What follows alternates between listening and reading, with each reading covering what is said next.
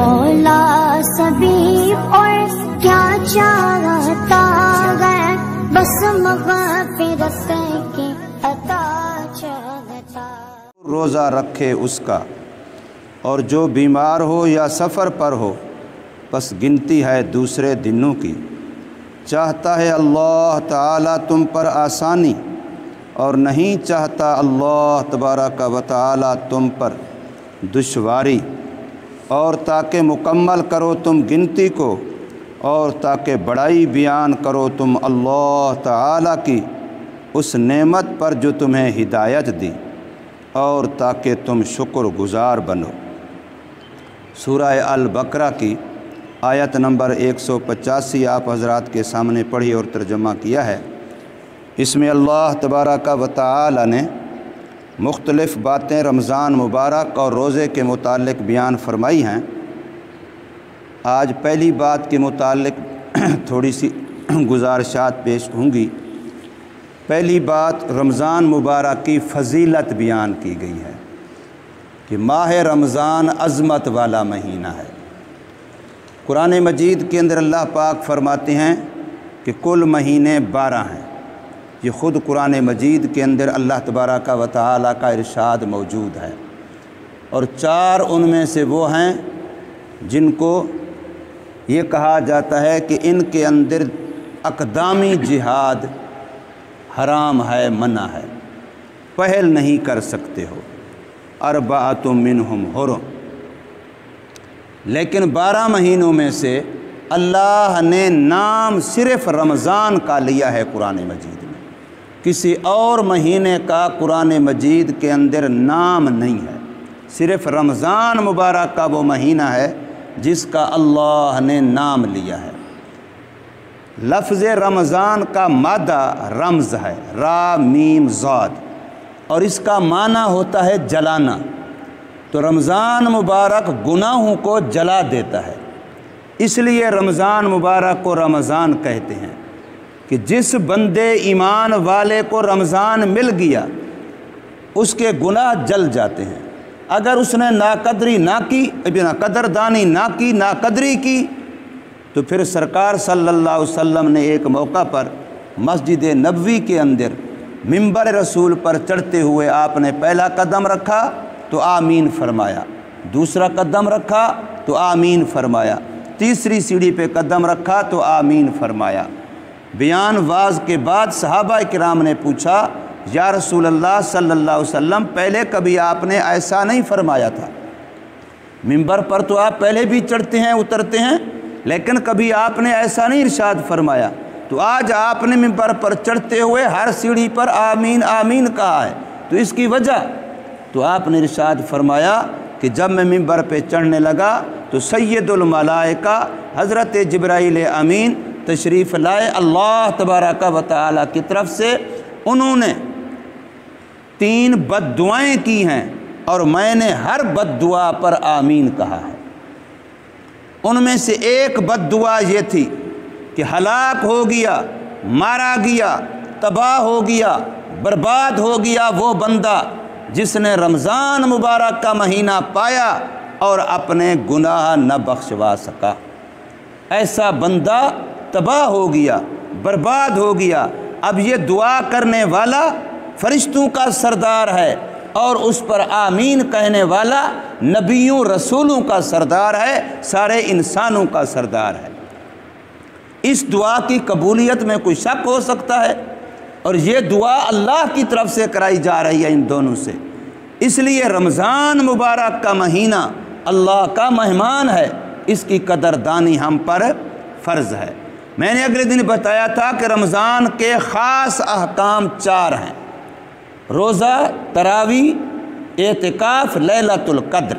لیکن غور کیجئے ذرا، 4 کام رمضان کے احکام میں سے ہیں، مگر رب نے یہاں جو رمضان کے مہینے کا نام لیا، فضیلت بیان کی ہے، تو روزوں کے ساتھ نہیں کی، تراویح کے ساتھ نہیں کی، اعتکاف کے ساتھ نہیں کی، لیلۃ القدر کے ساتھ نہیں کی، بلکہ یہاں رمضان کی فضیلت بیان کی گئی ہے قرآن کے ذریعے سے۔ شہر رمضان الذی انزل فیہ القرآن، جس میں قرآن اتارا گیا ہے۔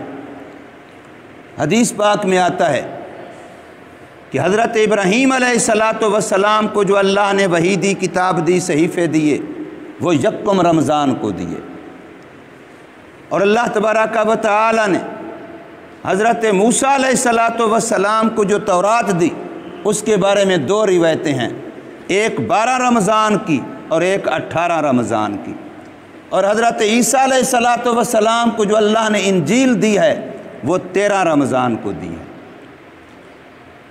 حضرت داؤد علیہ السلام کو اللہ تعالیٰ نے زبور دی ہے، وہ 18 رمضان کو دی ہے۔ قرآن مجید کے بارے میں ایک حدیث پاک میں آتا ہے کہ رمضان کی 24 کی رات کو قرآن مجید کا نزول ہوا ہے۔ قرآن مجید کا نزول 2 حصوں میں ہے، ایک ہے لوح محفوظ سے آسمان دنیا تک اترنا، یعنی یہاں سے نیچے سے جو پہلا آسمان آتا ہے اس کو آسمان دنیا کہتے ہیں۔ لوح محفوظ سے اترا آسمان دنیا تک، یہ سارا اکٹھے اترا، لیلۃ القدر میں اترا، 24 رمضان میں اترا، اور پھر آسمان دنیا سے حضور صلی اللہ علیہ وسلم کے دل مبارک تک 23 سالوں میں تھوڑا تھوڑا نازل ہوتا رہا حسب ضرورت، لیکن اس کی بھی ابتدا جو ہوئی ہے کہ حضور صلی اللہ علیہ وسلم کے قلب مبارک پر، وہ بھی لیلۃ القدر میں ہوئی ہے، رمضان میں ہوئی ہے ابتدا۔ تو گویا کہ قرآن مجید کا نزول اور تمام آسمانی کتابیں جتنی بھی اللہ نے انسانیت کی رہنمائی کے لیے کوئی کتاب کسی نبی کو دی ہے، رمضان میں دی ہے۔ فرق صرف اتنا ہے کہ باقی تمام نبیوں کو جو کتاب صحیفہ ملا اکٹھے یکمشت دے دیا گیا، اور محمد صلی اللہ علیہ وسلم پر جو کتاب اترتی رہی وہ 23 سال تک حسب ضرورت تھوڑی تھوڑی اترتی رہی، قرآن مجید نازل ہوتا رہا۔ تو اب اس میں ایک بات غور کرنے کی ہے کہ رمضان اور قرآن کا آپس میں خاص رشتہ ہے، اس لیے جتنی وحی پورے سال میں نازل ہوتی تھی، حضرت جبریل علیہ السلام رمضان مبارک میں اس ساری وحی کا محمد صلی اللہ علیہ وسلم سے دور کیا کرتے تھے۔ دوبارہ رمضان میں وہ سارا حصہ جو پچھلے سال میں نازل ہو چکا، پھر اگلے 2 سالوں کا، 3 سالوں کا، حتیٰ کہ آخری رمضان میں جتنا قرآن نازل ہو چکا تھا وہ سارا جبریل علیہ السلام نے حضور صلی اللہ علیہ وسلم کو سنایا۔ اس لیے ہمارے ہاں حافظوں کے اندر رمضان مبارک میں قرآن کا دور ہوتا ہے، ایک دوسرے کو سننے سنانے کا عمل ہوتا ہے، اور اس عمل کو اگر انسان واقعتاً دیندار بن کے کرے، ایک ہے کرتے ہیں اس لیے کہ شام کو مصلی پہ کھڑا ہونا ہے، وہ اپنی ضرورت سمجھ کے، ایک ہے کہ بندہ دیندار بن کے، تو یاد رکھیے فرشتوں کے سردار اور نبیوں کے سردار، ان دونوں کی یہ سنت ہے۔ اس سے بڑھ کر کے عظمت والا کوئی کام ہو ہی نہیں سکتا کہ ایک طرف فرشتوں کا سردار ہے اور ایک طرف انسانوں کا سردار ہے، دونوں جو کام کر رہے ہیں، آج ہر مسجد مدرسے میں حافظ قرآن وہ کام کر رہا ہوتا ہے، لیکن سوال وہی ہے کہ نیت وہی ہو۔ اگر نیت ہوگی اپنے معاملے کی، جی شام کو کھڑا ہونا ہے، نہیں آئے گا تو بے عزتی ہو جائے گی، یہ ہو جائے گا، وہ ہو جائے گا، وہ ضرورت ہے ہماری، لیکن مقصد یہ ہو کہ چونکہ میرے آقا صلی اللہ علیہ وسلم کی سنت ہے، چونکہ جبرائیل امین کی سنت ہے، میں اس سنت کو پورا کرنے کے لیے کر رہا ہوں، تو پھر رب کی رحمتیں نازل ہوتی ہیں۔ اب ذرا ایک بات اور سمجھیں، اللہ نے رمضان مبارک کو قرآن کا ظرف بنایا، قرآن کا برتن بنایا۔ جیسے ہم مسجد میں بیٹھے ہیں تو قرآن رمضان میں ہے، شہر رمضان الذی انزل فیہ القرآن، رمضان وہ مہینہ ہے جس میں قرآن اترا ہے۔ گویا اللہ نے رمضان کو برتن بنایا ہے، کس کے لیے؟ قرآن کے لیے۔ قرآن کو کہاں رکھا ہے؟ رمضان میں رکھا ہے۔ جیسے رمضان میں قرآن رکھا گیا، رمضان سارے مہینوں کا سردار بن گیا، تو جس حافظ قرآن، جس مسلمان بچے بچی، جس مسلمان مرد عورت کے دل میں قرآن رکھا گیا، سینے میں قرآن رکھا گیا، حافظے میں قرآن رکھا گیا، جیسے رمضان مہینوں میں افضل بن گیا، تو یہ بندہ بھی تمام بندوں میں افضل بن جاتا ہے، اس لیے کہ اس کا سینہ، اس کا حافظہ، اس کا دل، یہ قرآن کا برتن ہے۔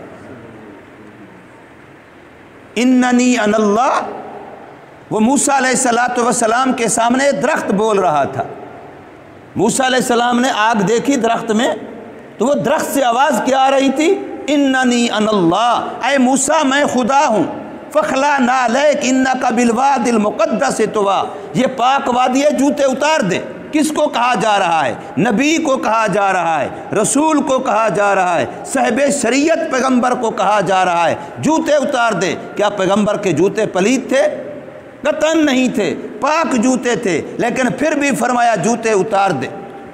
کیوں؟ اس لیے کہ وہاں کیا ہو رہا ہے؟ اللہ کا کلام ہو رہا ہے۔ اننی انا اللہ، بے شک میں اللہ ہوں۔ کون کہہ رہا تھا؟ درخت، حالانکہ درخت اللہ نہیں تھا اور درخت بول بھی نہیں رہا تھا۔ کون بول رہا تھا؟ اللہ بول رہا تھا، لیکن وہ بولنا نکل کہاں سے رہا تھا؟ اس درخت سے نکل رہا تھا۔ اب میں قرآن پڑھوں، یہ قرآن کلام کس کا ہے؟ اللہ کا ہے۔ کون بول رہا ہے؟ اللہ بول رہا ہے، لیکن نکل کہاں سے رہا ہوگا؟ میری زبان سے نکل رہا ہوگا۔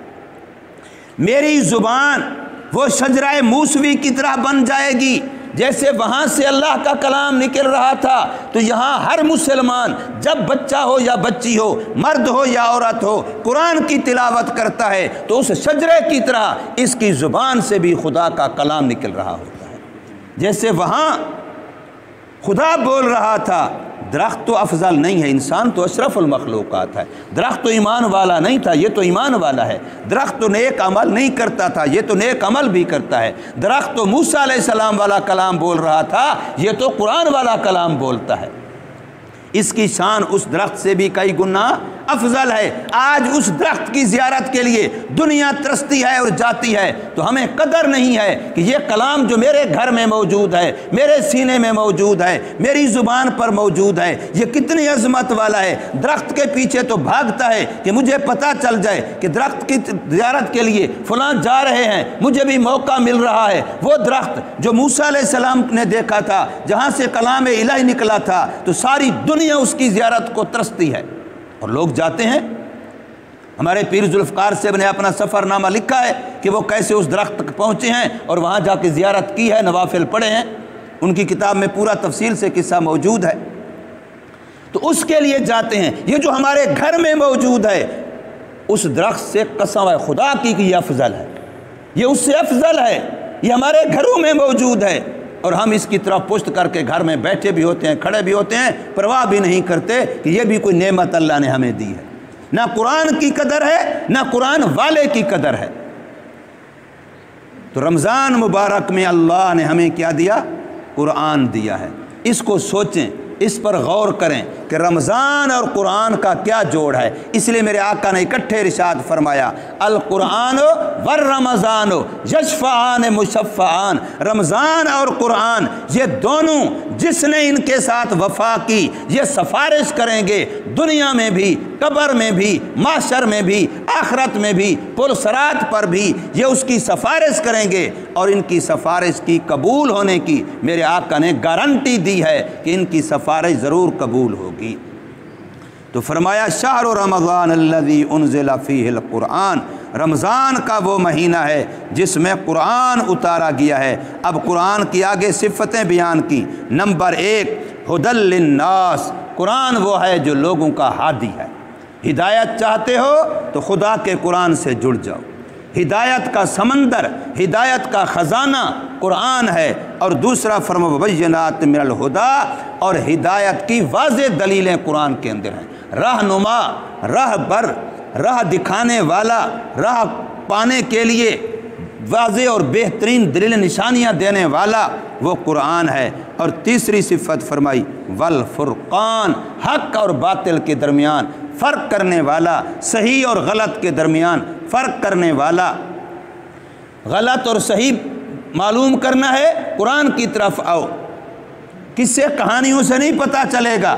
منبر رسول پر مولوی صاحب جمعہ پڑھاتا ہے، عید کا بیان ہے، کوئی اور بیان ہے، قرآن کی آیت کا ترجمہ بھی نہیں ہوتا، صرف قصہ کہانی واقعہ سنا کے قوم کہتی ہے ماشاءاللہ سبحان اللہ، اور وقت گزر جاتا ہے۔